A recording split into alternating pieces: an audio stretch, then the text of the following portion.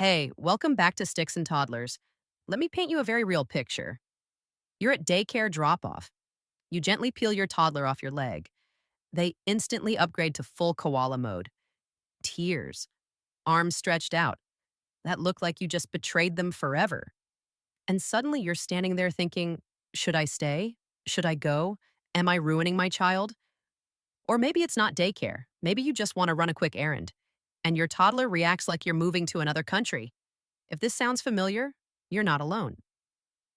Today, we're talking about separation anxiety, what it is, why it happens, and most importantly, what actually helps without making it worse. So, first, let's normalize this. Separation anxiety is very common. It usually starts around 9 months old when babies begin to understand something called object permanence. Basically, your child learns that you still exist, even when you're not in the room. Sounds great, right? Well, not exactly, because now they also realize you're gone, and I don't know when you're coming back. And that's where the panic kicks in. This can peak during the toddler years and even pop back up during big life changes like starting daycare or a new sibling. So if your toddler is suddenly glued to you like a tiny emotional backpack, that's not a problem. That's development. Separation anxiety can show up in a lot of ways. They cry the second you put them down, screams when you leave the room, or clings to your leg like a spider monkey. And yes, people might call them clingy. But let's be real for a second. Clingy is just a child saying, "You're my safe place." Some kids feel this more strongly than others. That doesn't mean something is wrong, it just means they need a little more support through this phase. Now let's talk about you, because honestly, this phase is often harder for the parent. Hearing your child cry when you leave, it hits something deep. You might think, are they okay? Should I go back? Am I damaging them?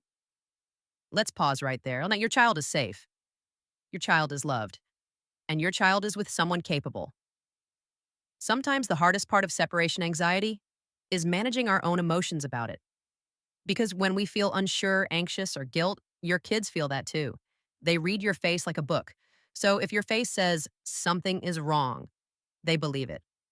All right, let's get into what really works. And no, it's not sneaking out like a ninja. Tempting, I know. 1. Stay calm, even if they're not. This is the golden rule. Do not fear the tears. Your child is allowed to be sad. That doesn't mean something is wrong. If you panic, cry, or hesitate, they think, wait, this is scary. So instead, stay calm, stay confident. Even if you cry later in your car, no judgment, we've all been there. 2. Keep goodbyes short and consistent. This one is huge. Pick a simple routine. Hug, kiss, I'll see you after nap time, and then you leave. No lingering. No, just one more hug. Because the longer you stay, the more it feels like something isn't right. Confidence builds safety. Never sneak out. I know, it feels easier. But sneaking out teaches. My parent disappears without warning. What we want instead is they leave and they come back. That's how trust is built. 4.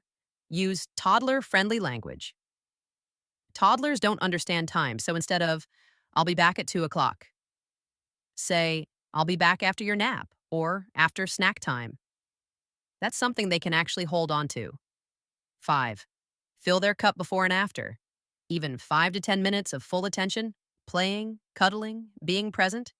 This helps them feel secure, and when you come back, celebrate it. Mommy is back. I missed you so much.